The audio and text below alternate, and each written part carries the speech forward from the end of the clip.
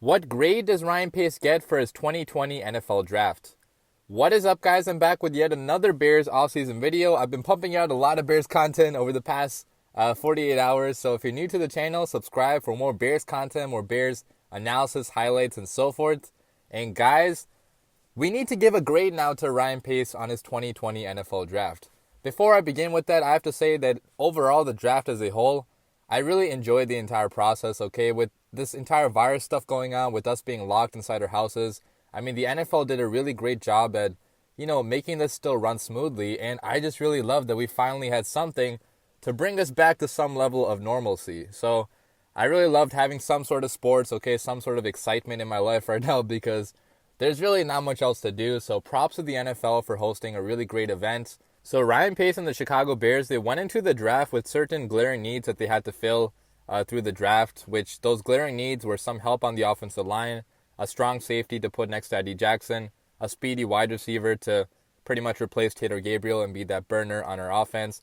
We needed a second cornerback to replace Prince Amukamara. We needed more, edge depth behind Khalil Mack and Robert Quinn. And we also did need a tight end. I know some people think that we did not need a tight end, but man, quantity does not replace quality, guys. Even though we had 9 other tight ends, how many of them were actual solid tight ends with actual futures in the NFL? We're probably going to cut the majority of them before training camp even. So don't look at the number of tight ends and think that we did not need one, because we did need one. We needed one for the future. With all that being said, let's recap the entire draft first of all. So round 2, number 43 overall, we took Kmet, tight end from Notre Dame. Round 2, number 50 overall, we took Jaylon Johnson, cornerback from Utah. Round 5, number 155 overall, we took Trevis Gipson, edge player from Tulsa. Round 5, number 163 overall, we took Kindle Vildor, cornerback from Georgia Southern. Round 5, number 173 overall, we took Darnell Mooney, wide receiver from Tulane. Round 7, number 226 overall, we took Arlington Hambright, offensive tackle from Colorado. And finally, round 7, number 227 overall, we took Lachavious Simmons, offensive tackle from Tennessee State. So there you have it. That's our entire draft. Now let's go one by one, grading every single pick and also grading the entire draft as a whole. So let's begin with our first pick, Kmet, tight end from Notre Dame.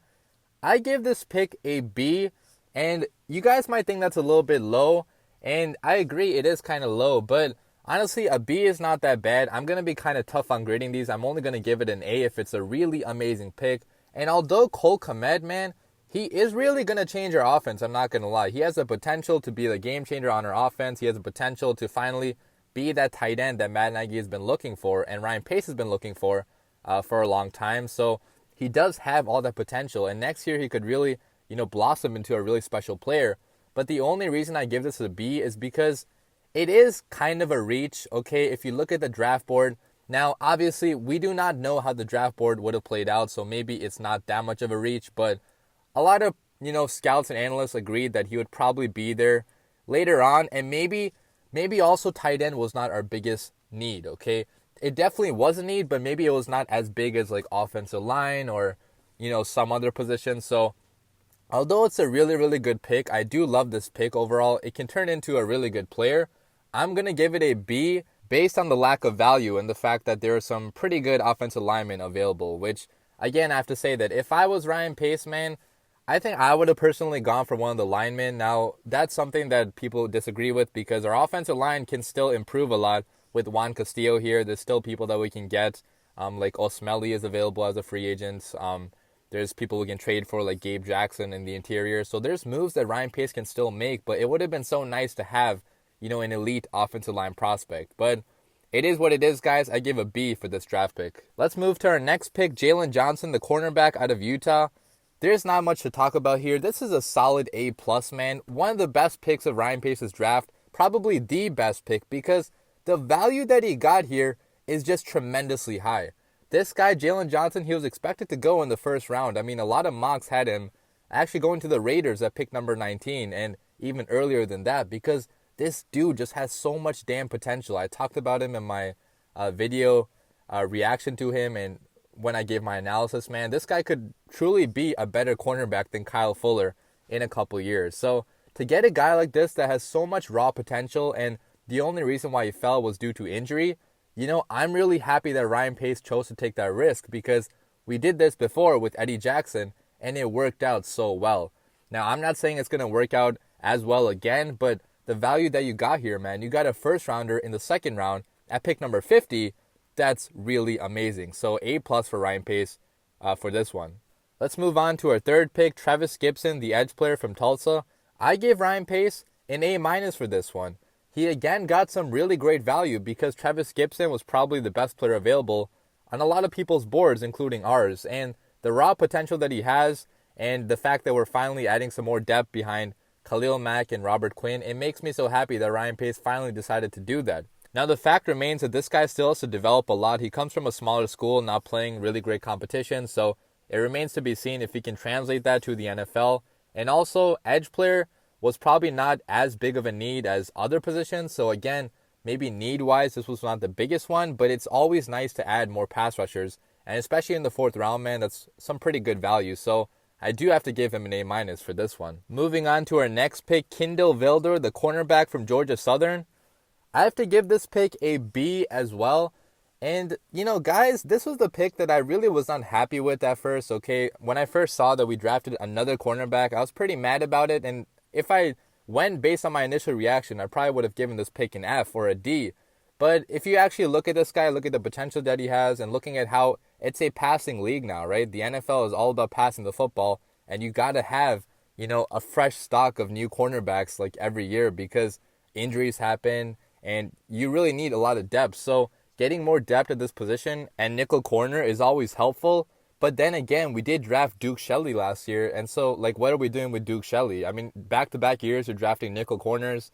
I guess it's for competition, obviously. One of them, maybe they're not going to pan out. So I get that. But again, this was not a big need for us. And at some point, sometimes it is better to draft for need. Now, I know Ryan Pace does go based on best player available, and that's worked for him in the past. But I don't know about this pick, man. It's still a great pick, okay? It's a great player that could turn into a potential starter down the road. But, again, it's not the best pick in my opinion. Let's go to our next pick, Darnell Mooney, the wide receiver from Tulane. I have to give this pick an A, guys. Look, a lot of people are saying this dude is massively underrated. He obviously went to a small school, not facing that great competition, so it's another small school guy. But who's the last superstar that we had drafted from this school? Matt Forte, guys. And, honestly, this dude just reminds me of a Johnny Knox, okay, in his raw physical abilities and how he plays the game. Now, his frame is super small, and maybe he's not going to make it in the NFL, but I really feel like it's a risk worth taking in the 5th round because that's only a 5th round pick, guys. That's not a big investment. And with the speed that he has and how he can really change this offense, I think this was a beautiful pick by Ryan Pace. Next, we got Arlington Hambright, the offensive tackle from Colorado. I give this pick a B+. Okay, it's not my favorite offensive lineman on the board, so there were probably other directions I would have went in. But if you look at how this guy does fit, Juan Castillo's zone blocking run scheme and how, it is going to be a project with him. But if this guy, actually pans out, he can be a pretty decent starter on the inside or on the outside. I think that could be a pretty big value pick for Ryan Pace. It's really hard to judge, 7th round picks and, think about what the potential could be. But at this point, you're finally adding to the offensive line, which I love. I'm going to give you a B+ for that one because, it could turn into something special. But again, it's not the best offensive lineman on the board for me. And finally, let's go to Lachavious Simmons, the offensive tackle from Tennessee State. I have to give Ryan Pace an A for this one, guys, because I honestly really loved how this guy played. I looked at a lot of his tape. I looked at what scouts had to say about him. I looked at, his potential and what coaches said about him. And man, this dude is a nasty player, okay? And his type of demeanor we're missing on this offensive line. Now, he is going to be a project player, and I don't know how he's going to translate to the NFL, but this is a risk worth taking, guys, because we might have gotten just really tremendous value with a player that people have overlooked just because he went to a smaller school. Ryan Pace has had a lot of success with some of these smaller school guys, and hopefully this is another one of them. And I just really love this pick, guys, so I'm going to give it an A because it is a position of need for us, obviously. We needed more depth on this offensive line, and I think it's going to turn into a pretty good player as well. So let's look at the final report card. We got a B for Kmet, we got an A+ for JJ, we got an A- for Travis Gipson, a B for Vildor, an A for Mooney, B+ for Hambright, an A for Simmons. So that gives Ryan Pace an A- for his 2020 NFL draft grade. I know some people are extremely mad that we did not attack offensive line earlier and we did not get a safety in this draft, but I have to say, first of all, about that safety position, guys, we can easily get, Tony Jefferson or any one of the remaining free agent safeties because there's still a decent amount of good ones left, and we have the cap space for it. So Ryan Pace, I think, is definitely going to give a call to Jefferson later on. And regarding the offensive line, guys, again, I have to mention that although I would have liked to do that as well, attack the position earlier, value-wise, Ryan Pace got much better players at different positions. Okay, Jaylon Johnson, man, that guy has tremendous value. That's a first-round pick, and you're probably not going to select an offensive lineman over him. Now, over Cole Kmet, yes, I think that would have made sense, but again, tight end is also a pretty decent need for us, okay? So I do understand why Ryan Pace did what he did, and the players that he got a lot of value out of them, and I see some future studs, in this draft class, okay? Especially Jaylon Johnson. Cole Kmet could turn into one as well. I think Darnell Mooney is a sleeper pick. So there's a lot of guys that could contribute, even next year, especially with those three guys I just mentioned. So what did Ryan Pace have to do in this draft? He had to help us win now. He accomplished that. He had to help us also build somewhat for the future. He also did that as well. So I overall like this draft by Ryan Pace. It remains to be seen how they'll perform, but let me know what you guys grade this draft class down below. I'm sure we're going to get a wide variety of different opinions, but let me know what you guys think, and as always, bear down.